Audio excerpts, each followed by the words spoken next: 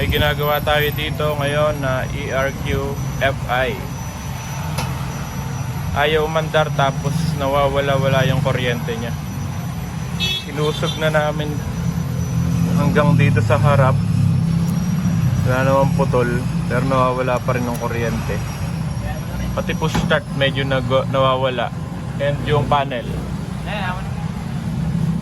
Hanggang sa nakita na namin yung kanyang problema talaga.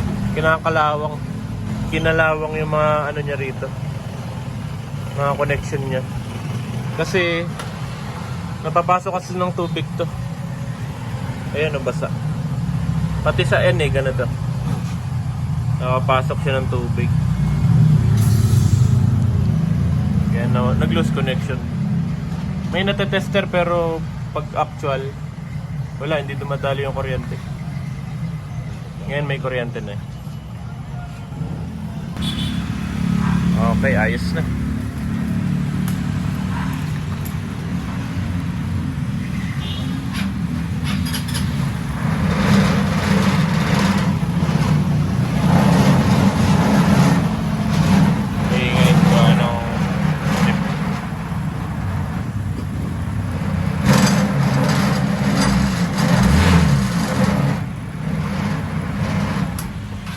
Sira din nga pala injector nito.